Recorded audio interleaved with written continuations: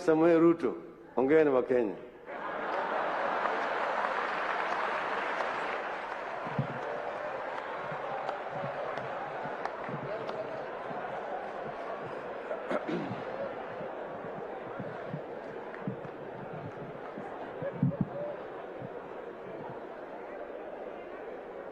Mheshimiwa Rais wa Jamhuri ya Kenya, Mheshimiwa Uhuru Muigai Kenyatta, Mheshimiwa Raila Odinga, Waziri Mkuu wetu wa zamani, waheshimiwa manaibu wa rais wa zamani, Mheshimiwa Kalonzo Musyoka na Mheshimiwa Musalia Mudavadi, Your Excellencies, High Commissioners and Ambassadors, maspika wetu wa bunge la Senate na bunge la kitaifa, viongozi wote, ladies and gentlemen, good afternoon.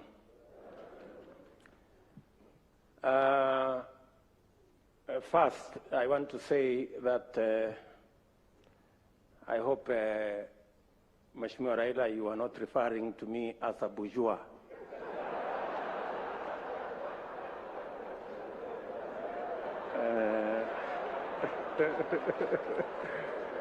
But I want to agree with you. I want to agree with you that we have a mischievous media sometimes, not all the times. On a day as important as this, when you have a headline saying Raila Odinga says he's going to run in 2022, they are trying to reduce this occasion to a matter of 2022. But we have all agreed that it is not.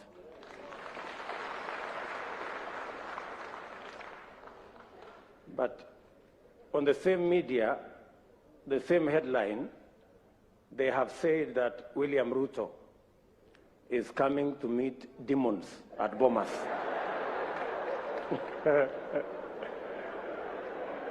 Now, I am asking myself whether there are any demons in Bomas. Or better still, maybe I can ask them, Olisikia wapi, that there are demons in Bomas. But having said that, Your Excellency, this is a very important moment in our history. Important because you have persuaded us that the making of a constitution is always work in progress, and that we must strive progressively to have a negotiated constitutional settlement, or to arrive at a place where we are all working together, building consensus. And I share fully with those sentiments.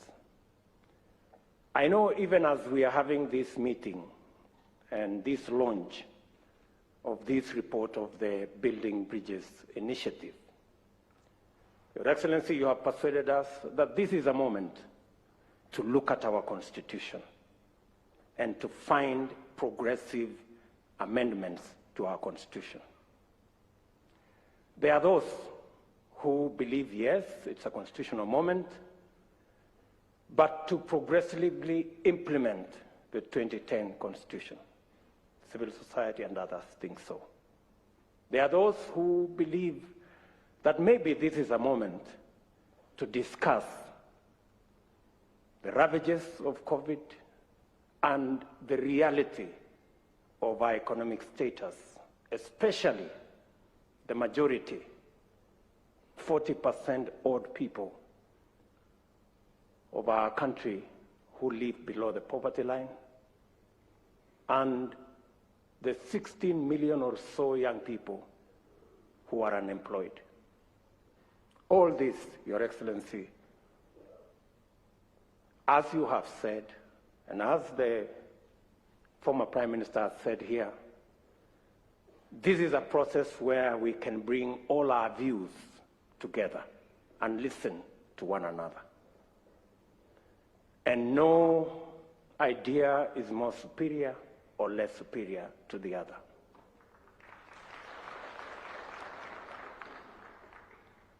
Let me say we have a civic duty, all of us as Kenyans, to engage in this process.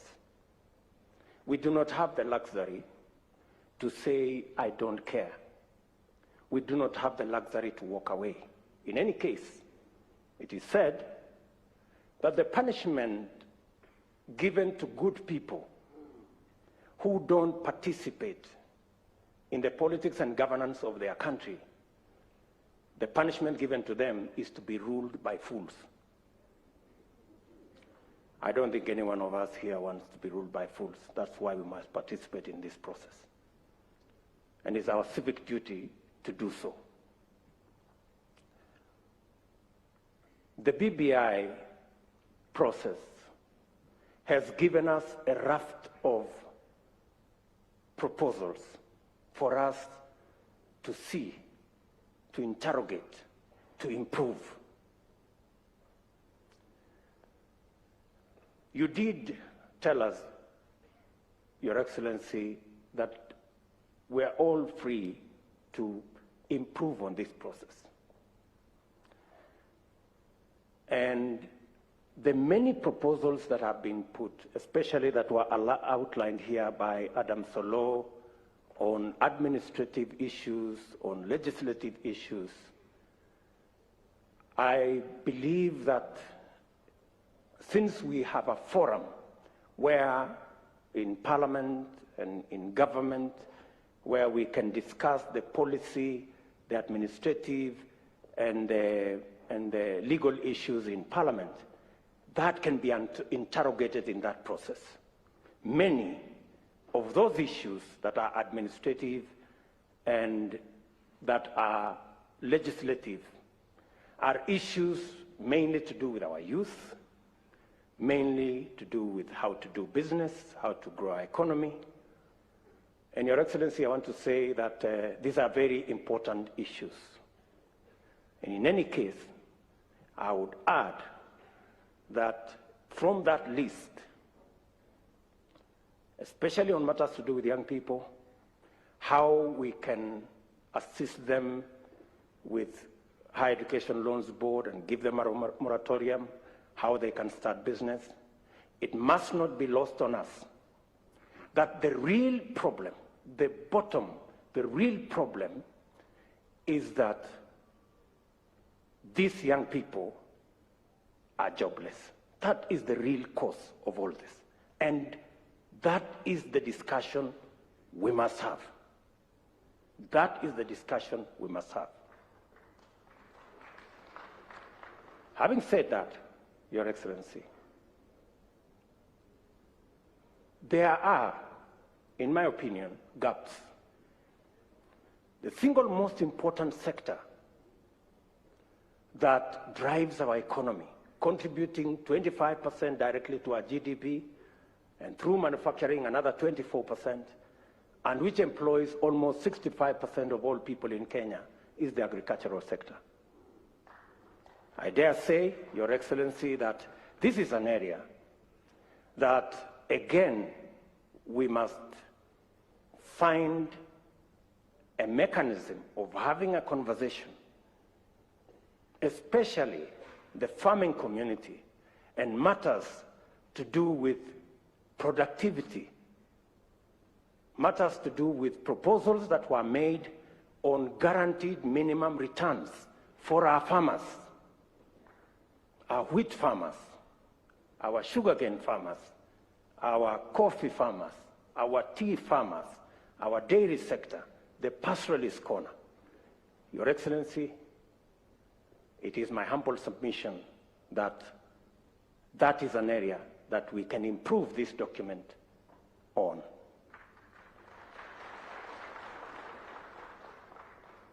I have heard many speakers say they have finished reading and we should move on. We are not all at the same level when it comes to reading. scientists like myself, we take a bit long because we interrogate things and we want experiments and we do many things. So I would plead with the first learners like Alonso Musyoka to bear with us just a bit so that we can all move together. And I agree with Kalonzo Musyoka that we should try and have a non-contested referendum if we will end up there. But, Your Excellency, let me just say 2 or 3 things before I conclude. On the matter of the judiciary, allow me to say there is huge space for us to have an improvement on the proposal that has been made. Access to justice is one of the biggest challenges that we had, and that is why the 2010 Constitution was promulgated. As we talk today, the judiciary, as per the requirements of the law, there should be a high court in every county. As we talk today, there are counties, almost 5 counties, that do not have a high court, and many Kenyans have to travel far to look for justice. As we talk today, though the law provides that there must be a court at least in every sub-county, there are 160 counties that do not have a court at all. And the problem is that the budget for the judiciary, we need to operationalize the judiciary fund that is already in the Constitution, so that the judiciary can establish more courts and the judiciary can hire more judges and more staff so that Kenyans can have access to justice. The recommendation that has been made to have an ombudsman appointed by the executive into the judiciary, in my respectful submission, is a derogation from the independence of the judiciary. And we must be careful. We must be careful about the independence of institutions. We are coming from a history where judges received telephone calls, where courts were held at night. We do not want to go there. On the matter of IEBC,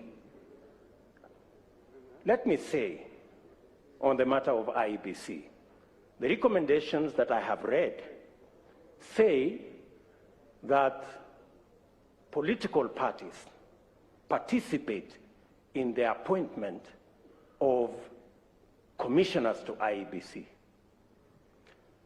My brother Raila Odinga is good at football. So let me try to ask, how fair will be a league where the referee is appointed by teams? And not all the teams, some teams. How fair will this league be?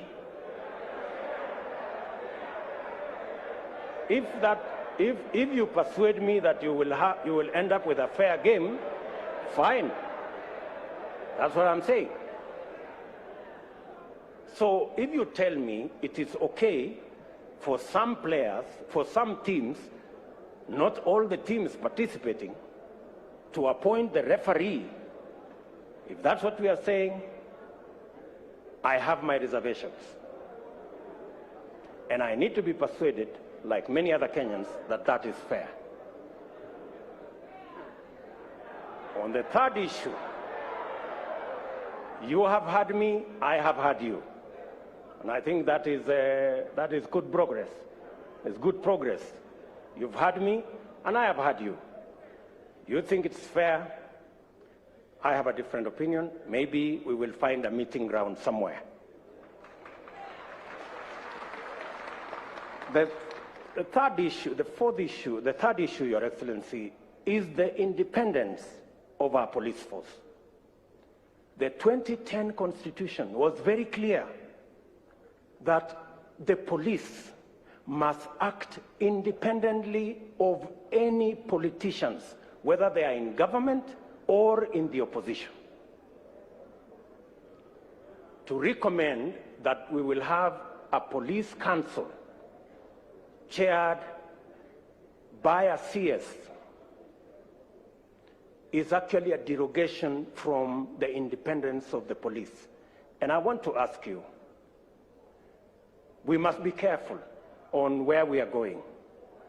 Today, you may have the latitude to do what you think will be right as per you. Tomorrow, the shoe will be on the other leg.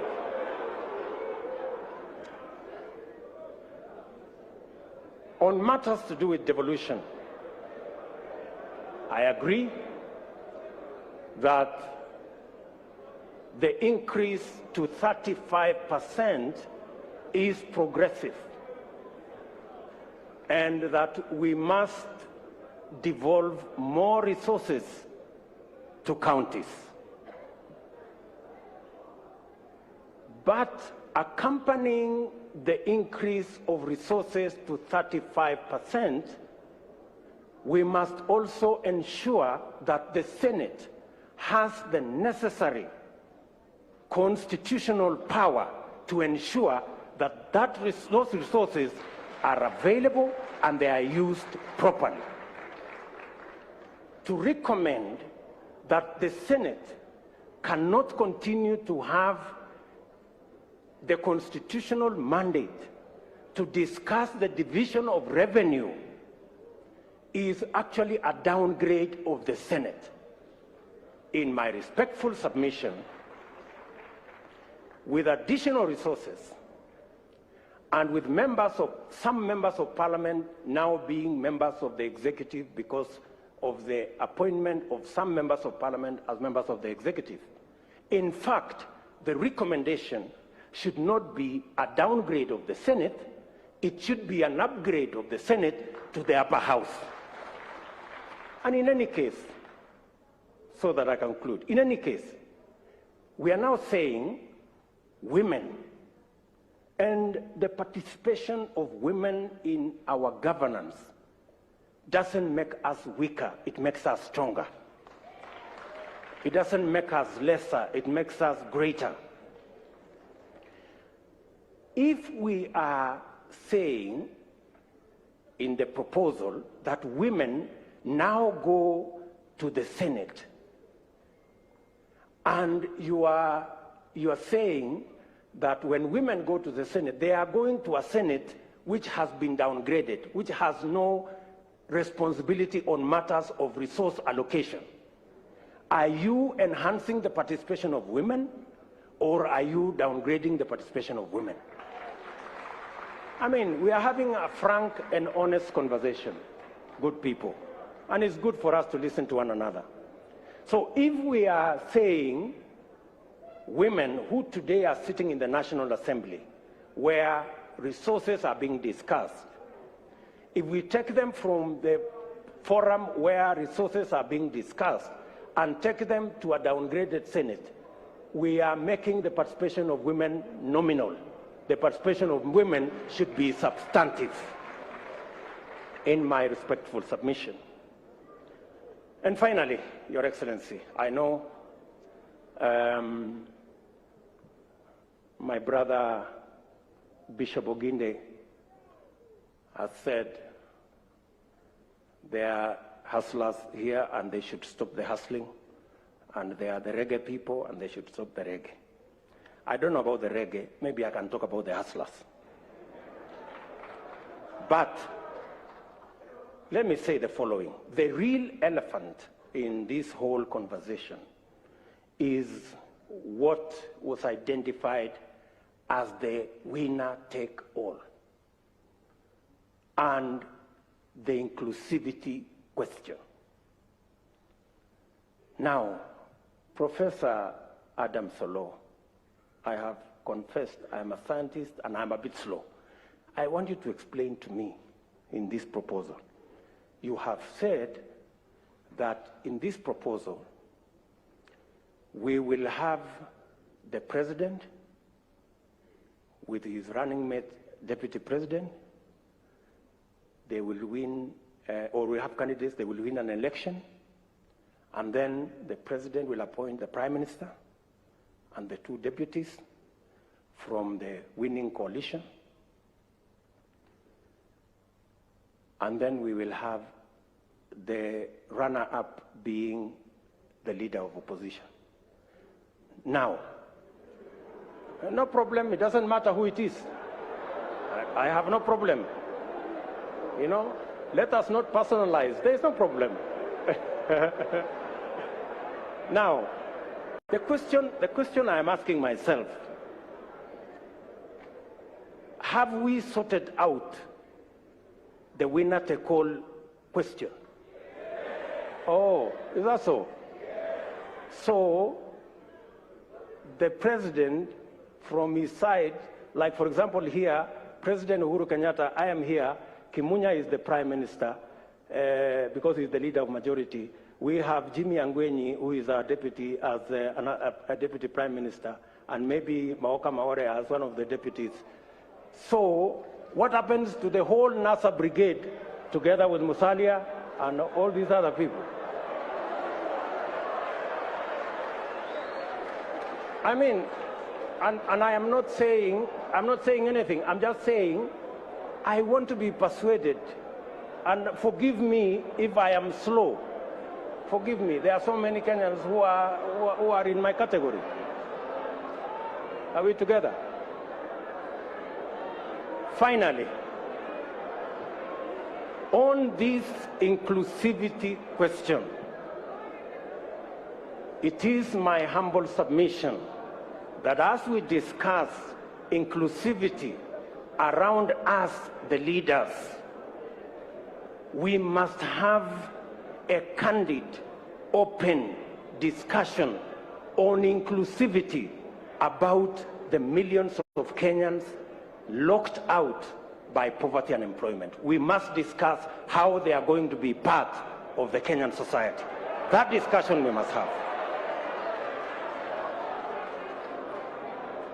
And I want to thank the young man, very good, and the bright, intelligent young man from Kitale, because he said that we should not bring 16th century technology. And I am sure he was referring to the wheelbarrow. And possibly he was referring to me and this wheelbarrow. Sindio? Good. Now, the question I want to ask us, how come in the 21st century, a 16th century tool called the wheelbarrow, millions of citizens in the 21st century are still dependent on the wheelbarrow and mokokoteni? That is the discussion we need to have. Yes. That is the discussion we need to have. And that discussion is a discussion that involves millions of Kenyans. Millions of Kenyans. Let me then say, as I conclude, that the Honorable Kalonzo Musyoka, I am finishing. You know, I speak for millions of hustlers, so just give me a minute. Thank you. Thank you very much.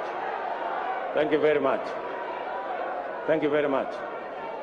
So, Bishop Oginde said that the hustlers must stop the hustling. I have heard leaders here say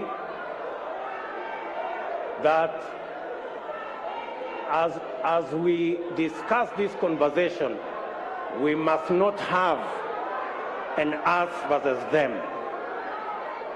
I have also heard leaders here say we must never have a conversation and a contest about the poor and the rich. We must never go there. And I believe we must never go there. But I want to remind you, good people,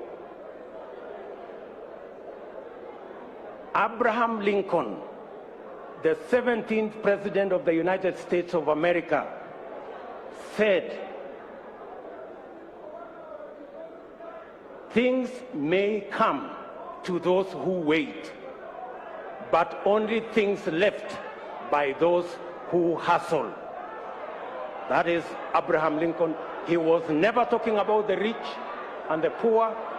He was talking about the people who wake up early, the people who sleep late, the people who work hard, and that is the society we need to build.